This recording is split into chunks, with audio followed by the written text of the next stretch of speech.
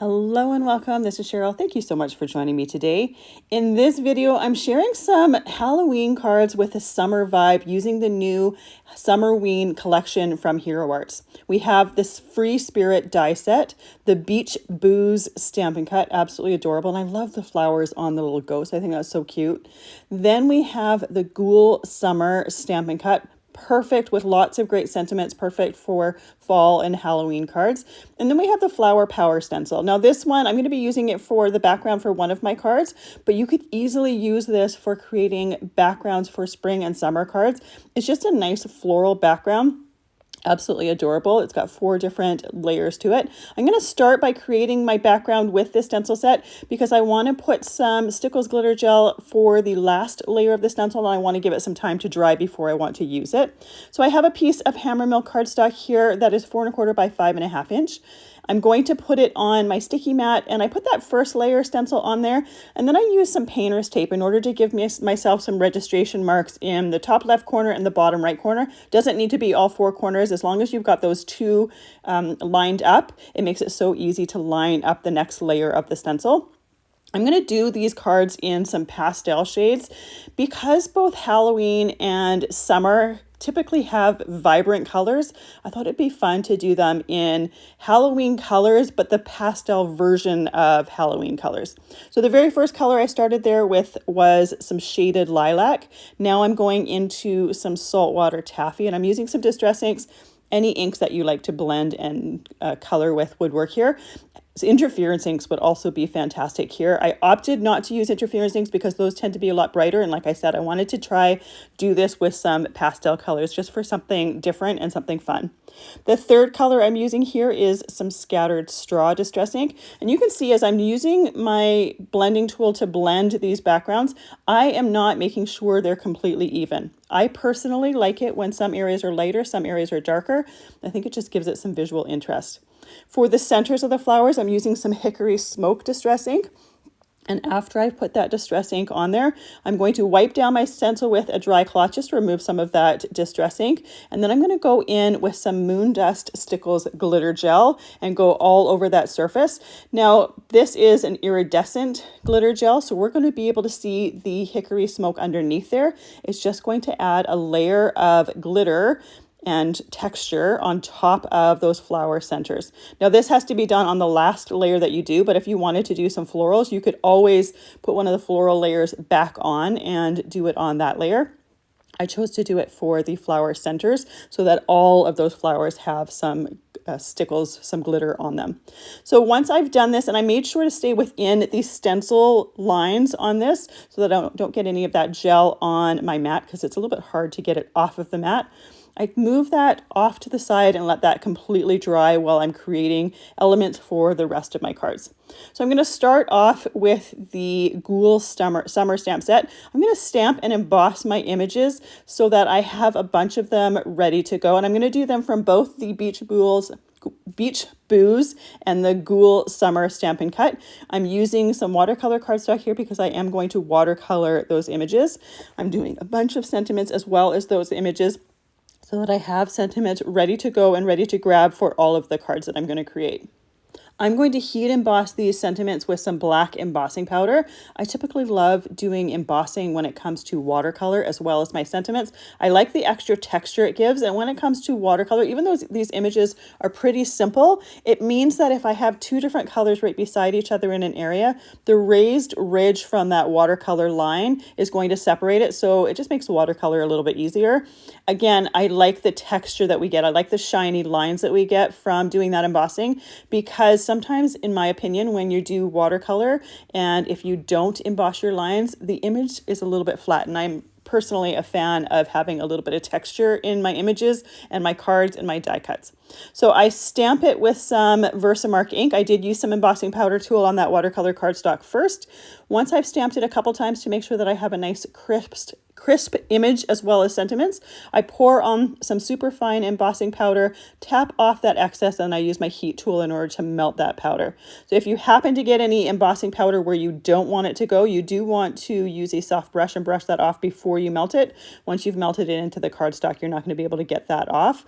These images are absolutely adorable. I love those little flamingos with the little skeleton image or skeleton insides. I think that's so cute. And again, these are unique sentiments, perfect for fall card making. I haven't seen sentiments like this. There might be some out there that I just haven't seen before, but I think these are perfect for these adorable images. And the images themselves are pretty unique for Halloween. I've never seen a summer Halloween collection. Again, there might be something out there that I just haven't seen, but I thought it was pretty fun. So before I use my stamps, I do use a white eraser on the stamping surface. This only needs to be done the very first time you use the set, and I do the entire set, so I know if I've used one stamp, I've done it to the entire set. It just helps that stamp to take ink a little bit better. Once I've used that white eraser, I just use a soft brush to remove any eraser bits and clean that off. I'm putting these again on watercolor cardstock. Now, watercolor cardstock has one side that's got more texture and one side that's a little bit more flat. I do it on the side that's more flat when I'm stamping and embossing. It just helps to get crisper, clearer images. That texture side, you'd have to press that stamp a little bit harder in order to make sure you get that full image. And because we're using clear stamps here, they have a little bit more give to them. So I find that I get better results on the side of the cardstock that's a little bit less textured. Personal preference, this is what I like to do. And again, I like to stamp it a couple times to make sure we get a full image for all of these as well. So I'm going to repeat the same process. I'm pouring that black embossing powder on there. Now I opted to go with black embossing powder because I thought it would just have a nicer contrast with the pastel or the lighter colors that I'm using. I considered doing, say, some hickory smoke for those lines to coordinate with the centers of the flowers from the stenciling and just to have a little bit lighter lines to it. But I ended up deciding to do the black lines just because I thought it would have a little bit more contrast. But whatever you want is, or whatever you prefer would be fine. Even like silver, I think would be interesting for these because they're such unique and interesting images. Now I'm going to use some distress refills for doing my watercolor. You could do your watercolor with whatever you want. I always love using the distress refills because these are intended for refilling those distress pads, but I always love it when products have more than one use to them. I have them in an alcohol ink palette here, and I'm using a water brush just to lift some of that ink out of the little palette circle and watercolor it on my cardstock. So the very first color I'm using there is some worn lipstick. This water brush has water in the handle, so to my right I have some paper towel that I use to clean my brush off. I can also squeeze that handle and let that water flush right through the bristles to clean it off for another color. It's a very handy brush for a clumsy person like me. If I had a jar of water for my painting water on my desk, I would do one of two things with it. I would either drink it or I would tip it, and it would likely be tipping it over and making a huge mess. So by having the water in the handle, I can make sure that that doesn't happen. I also use that worn lipstick on that little pumpkin beach ball there. Then for my tree, I'm using some shabby shutters for those palm fronds. I made sure that it was darker towards the center of the frond or the center where they join on the tree and lighter towards the tips. Again, I'm keeping these colors fairly light. You could always do bright, vibrant colors if you wanted to go that route. I just wanted to try something that I have never done before and wanted to do something just a touch different. For the stem for my palm tree, I used some tea dye distress ink. And then for the bases for my ghosts, I'm using some hickory smoke. And then I am just fading them to nothing. I'm trying to make sure that the outside has a little bit of color and depth to it, and the inside is fairly transparent. I want to be able to have light ghosts, but I want to make sure that you can actually see them on top of white cardstock. I want them to have a bit of color to them. So that's why I opted to go with that hickory smoke. I wanted them to have that little bit of color on them. Now, once we have our ghost done, we can do our little kiddie pool here. And I'm using that shabby shutters. That's the same color that I used for the palm fronds. I'm going to be doing some tumbled glass for the dots on that pool, just so that that has a little bit of extra color on it as well. And again, once I'm completely done, one of the things that I do to add a little bit of texture is add some stickles. And I do that on the dots of the pool as well as the center dots for the flowers. It's just going to give a little bit of extra sparkle. The one that I use is transparent, so it only adds that glitter, that sparkle, as well as that texture. It doesn't add any color to those images. For the little castle here, now you could do this as a sand castle. I'm going to do a stenciled background, and this is going to be a castle in the distance. I chose to do this tea dye. Again, it's the same color that I did for the trunk of the car.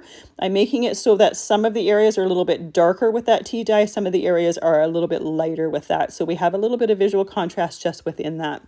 For my flowers, I did Shaded Lilac, Scattered Straw, and the Worn Lipstick. These are basically the same colors that I used to stencil the flowers on my background, except that I opted to change the Saltwater Taffy to the Worn Lipstick just because I didn't have any Saltwater Taffy in my ink palette. So my flowers are on my ghost are just a little bit darker than that stenciled background, but they're not going to be used on the same card anyways, so it will work just fine. The Worn Lipstick and the Saltwater Taffy are very similar in color tone. The Worn Lipstick's just a little bit darker.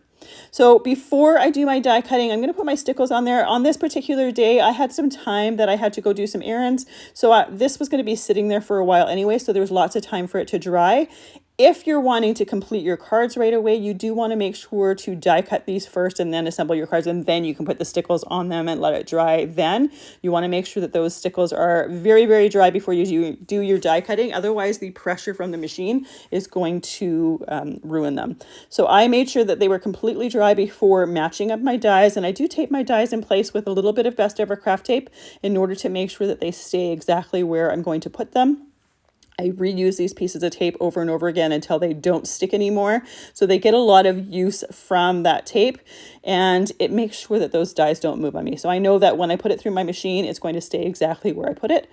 So once I have this done, I have a ton of different pieces here that I'm going to create a couple cards with. Now, the very first one I create is going to be super simple. I'm just going to keep it very, very simple for the first one, just to show you the difference between one that's super simple and then one I'm going to do a stenciled background so that it has a little bit more detail to it. Neither one is right or wrong. It's personal preference. It just depends on the look that you're going for. But I like having all of these pieces in place, ready to go, so that I can just grab them when I'm ready to assemble my card. So for my first card, I have my clean sticky mat here. You want to make sure that it's clean, otherwise you're going to get ink on the back of your card base. I'm doing my ink blending right on my card base here. I'm starting with some tumbled glass distress ink, and I have a torn piece of printer paper to create a little horizon line there. This is a great way to create a horizon line that's not just a straight piece of paper. When you use the torn paper, you get some really interesting edges to it, and it creates just a really pretty but organic look to it. I did a little bit of tea dye for the bottom for the sand on the beach. This is just supposed to give the suggestion of a background, but the focus is obviously on our flamingos as well as our sentiment on the top. But we have just something interesting in the background that's very, very subtle and doesn't take any attention away from our adorable little flamingos here. I'm going to glue them down, and I'm gluing everything with some Barely Art glue. I have it in a fine line bottle, so it's going to work perfectly for gluing these little die cuts or these sentiments on. It also works great for assembling cards because you can use as much or as little as you want. So here's our first card. Super, super simple. I kept it very simple. For the next one, I'm using the Lake of Legends layering stencil set. This one came out a couple months ago with that Loch Ness die set, but I thought it would be a great way to add more detail to that background, still fairly simply, because using a layering stencil set makes it so easy. So I put one of the stencils down and then put my painter's tape for those registration marks, realizing afterwards that I had put stencil 4 down and I put it down upside down. I had my stack flipped over. So I changed up the stencil, again, lining it up with that top left corner and the bottom right corner. The very first layer here, we're using some tumbled glass. I'm using the same colors that I used to do that flower background, except for I'm not using the Saltwater Taffy for this. You could absolutely use it if you wanted to have a little bit more color in the sky and as a reflection on the water, you could absolutely add that. I used some hickory smoke on the cloud parts on the above, like in the sky. Then I'm lining up my second layer. I'm going to once again use that tumbled glass. I'm going to make it a little bit darker. Now, I didn't use this tumbled glass in the flower background. I used it in my last card for the sky, and I thought it was just perfect for the sky as well as the water for this one here. So again, I made that just a little bit darker than the first layer, so it looks like we have 2 different color pads, but we don't. We just have the one. Just depends on how much ink you add. If you add just a little bit of ink to one layer and add a lot more ink to the next layer, it just makes it look like you get all those details, and it makes you look like you have 2 different color pads or 2 different shades of the same color pad. But it's a great way to extend how far your pads will go. So for the mountains, I did exactly the same thing. For the first layer, I did a light coat. For the second layer, I did a heavier coat. And I'm lighter towards the top and darker towards the bottom where the water is for those mountains.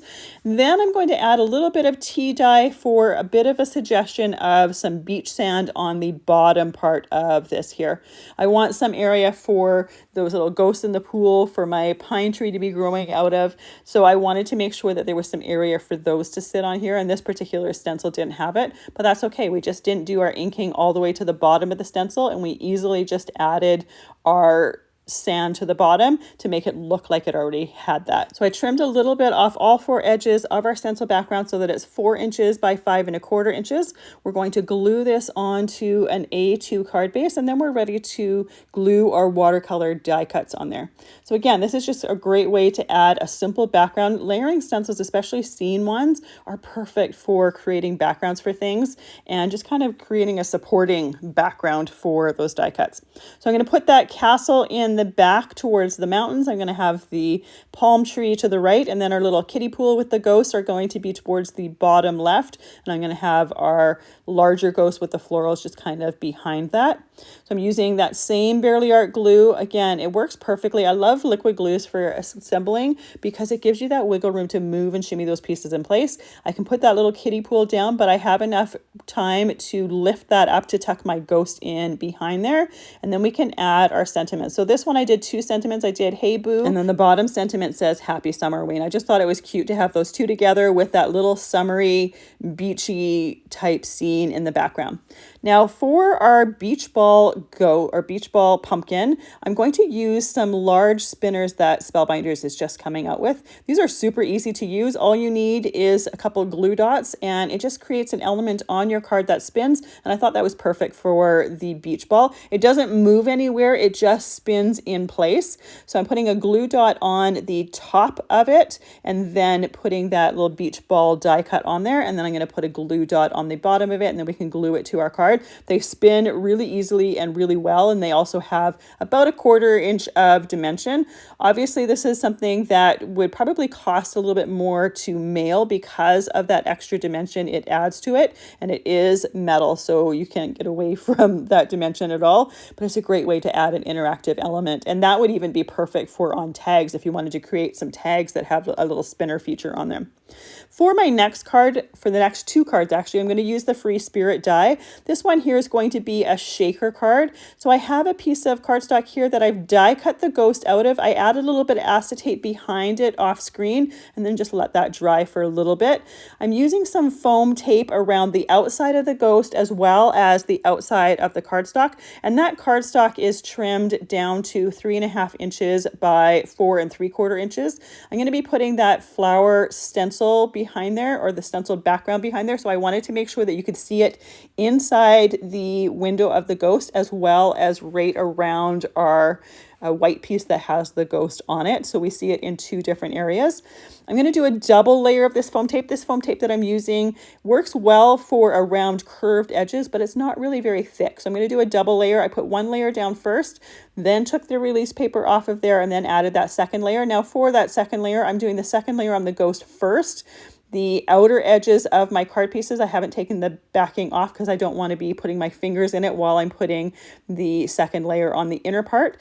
Once I've done that, I take the backing off of those outer pieces, and I'll put that second layer on those outer pieces so that I'm just not touching it while I'm doing the inner part. Now, one step that I did forget to do here is after putting all of this tape on there, before taking any of that tape backing off of that second layer, I would take an embossing powder tool and go on the inside of that acetate as well as the inside of that tape, just to remove any sticky from it or any static from it.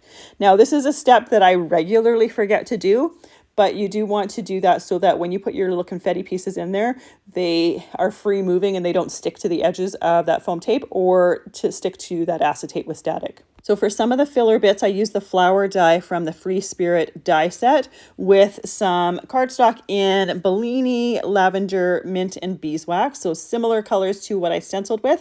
And then I used a few sequin pieces from, these are different ones from past Crafty Advent calendars that I have in my little storage box there, just to add a little bit of shimmer and sparkle to it.